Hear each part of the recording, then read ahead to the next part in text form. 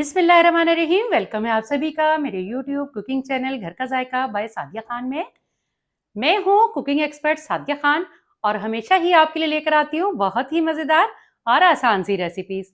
आज मैं आपके लिए लेकर आई हूँ बहुत ही मज़ेदार से मसाला फ्राइज की रेसिपी। ये मसाला फ्राइज मैं कैसे तैयार करूंगी, अगर आप ये जानना चाहते हैं तो आपको रहना पड़ेगा मेरे साथ वीडियो के एंड तक। तो आइए मसाला फ्राइज की मेकिंग स्टार्ट कर लेते हैं। सबसे पहले मैं आपके साथ शेयर करूंगी चंद ड्राई स्पाइसेस जिनको मैं आपस में मिलाकर मसाला स्प्रिंकल तैयार करूंगी। तो आइए मसाला स्प्रिंकल तैयार कर लेते हैं। मसाला स्प्रिंकल तैयार करने के लिए मेरे पास जो ड्राई स्पाइसेस हैं वो हम जान लेते हैं। मैंने लिया है 1 चाय का चम्मच लहसुन पाउडर, 1 चाय का चम्मच चिकन पाउडर, 1 चाय का चम्मच चाट मसाला, 1 चाय का चम्मच पेपरिका पाउडर, 1 चाय का चम्मच काइन चिली पेपर पाउडर और फिर उसके बाद मैंने 1/4 चाय का चम्मच लिया है रेगुलर नमक, काला नमक और टाटरी का पाउडर।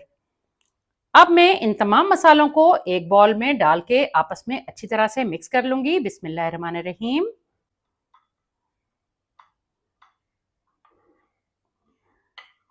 नमक आपने कम ही डालना है क्योंकि चाट मसाला में भी नमक होता है और चिकन पाउडर में भी नमक होता है। बॉल में तमाम ड्राई स्पाइसेस डाल लेने के बाद अब मैं इन्हें अच्छी तरह से मिक्स कर लूंगी।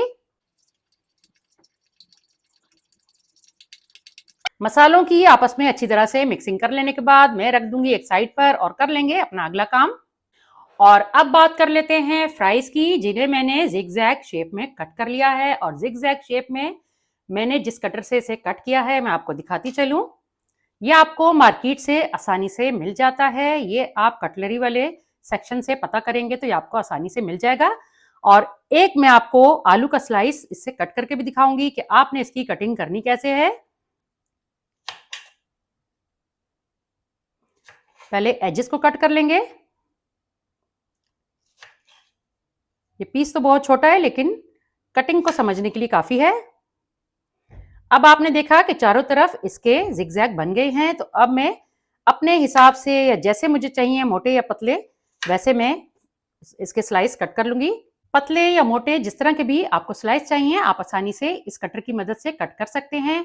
और ऐसा भी नहीं है कि अगर आपके पास ये कटर अवेलेबल नहीं है तो आप मसाला फ्राइज खाने से महरूम रह जाएंगे, ऐसा बिल्कुल भी नहीं है।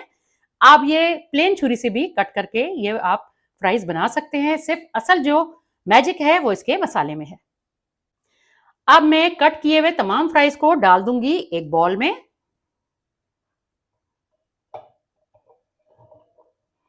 और बॉल में फ्राइज को डाल लेने के बाद अब मैं शामिल करूंगी, मेरे पास है 4 खाने के चम्मच मैदा और 2 खाने के चम्मच कॉर्नफ्लोर।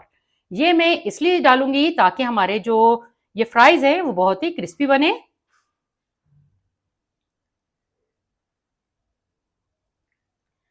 और कॉर्नफ्लोर और मैदा डाल लेने के बाद अब मैं इन्हें हाथों की मदद से मिक्स कर लूंगी। और सबसे पहले मैं हाथों पे ग्लव्स चढ़ा लूंगी ताकि मिक्सिंग करते वक्त मेरे हाथ गंदे ना हो।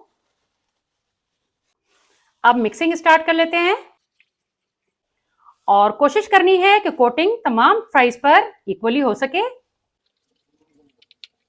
फ्राइज की कोटिंग मैंने कंप्लीट कर ली है। तो आइए अब हम फ्राइज को फ्राई कर लेते हैं। तमाम फ्राइज पर कोटिंग लगा लेने के बाद मैंने एक छन्नी की मदद से इन फ्राइज को छान लिया था। जो एक्सेस मैदा और कॉर्नफ्लोर लगा हुआ था वो इस पे से उतर चुका है और जितना हमें चाहिए था वो इस पर लगा हुआ है। और 5 मिनट मैंने इसे स्टे पे रख दिया था। आप देख सकते हैं कि बहुत अच्छे से इस पे सारी कोटिंग लग चुकी है और अब ये फ्राई करने के लिए बिल्कुल तैयार हैं।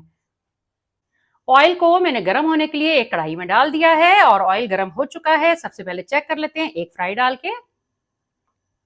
जी, ऑयल बिल्कुल गर्म हो चुका है। बारी बारी में थोड़ी थोड़ी मिकदार में फ्राइज को जितनी कैपेसिटी होगी उसके मुताबिक डाल लूंगी। फालतू जो कोटिंग मैंने झाड़ी है उसका मकसद ये था कि जब मैं ऑयल में ये फ्राइज डालूं तो हमारा ऑयल गंदा ना हो। एक बारी में मैं इतने ही फ्राइज को फ्राई करूंगी, बाकी के मैं दूसरी बार में फ्राई कर लूंगी। फ्राइज को फ्राई होते हुए 5 मिनट का टाइम गुजर चुका है और आपने देखा है कि अभी तक मैंने चम्मच नहीं चलाई और अभी चम्मच चलाना भी नहीं है। कोटिंग को अच्छे तरीके से इस पे पकने देना है, उसके बाद हमने चम्मच चलानी है। फ्राइज की कोटिंग अच्छे से पक चुकी है तो अब मैं हल्का हल्का चम्मच चला लूंगी।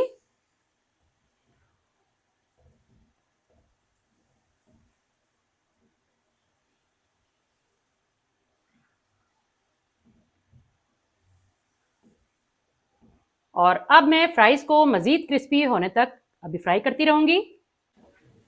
अब फ्राइज मुकम्मल तौर पर फ्राई हो चुके हैं, गोल्डन कलर इन पर आ चुका है। तो अब मैं इन्हें एक बास्केट में निकाल लूंगी।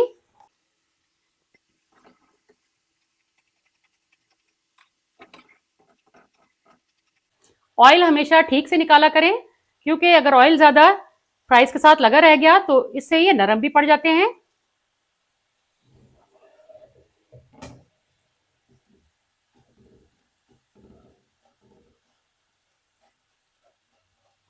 और अगर आपको बहुत ज्यादा क्रिस्पी फ्राइज खाने हैं तो इसी तरीके को आप रिपीट भी कर सकते हैं। आपने इन फ्राइज को 10 मिनट के लिए ठंडा होने के लिए रख देना है।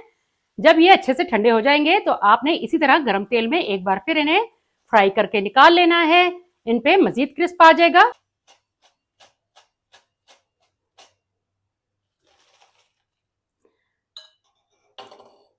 अब मैं बाकी के तमाम फ्राइज भी बिल्कुल इसी तरीके से फ्राई कर लूंगी। अब बाकी के फ्राइज भी बिल्कुल तैयार हैं। फ्लेम को मैं ऑफ कर दूंगी और इन्हें निकाल लूंगी मैं एक बास्केट में। और जो पहले फ्राइज मैंने निकाले थे उन्हें मैंने एक सर्विंग डिश में डाल दिया है।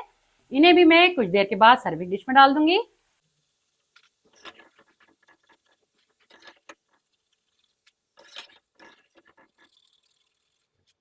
अब मैंने तमाम फ्राइज को एक सर्विंग डिश में डाल लिया है और अब मैं वो मसाले स्प्रिंकल करूंगी जो मैंने तैयार करके रखा हुआ है।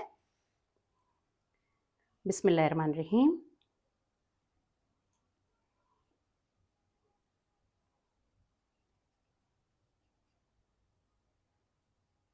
आप अपने हिसाब से जितना भी चाहें मसाला डाल सकते हैं।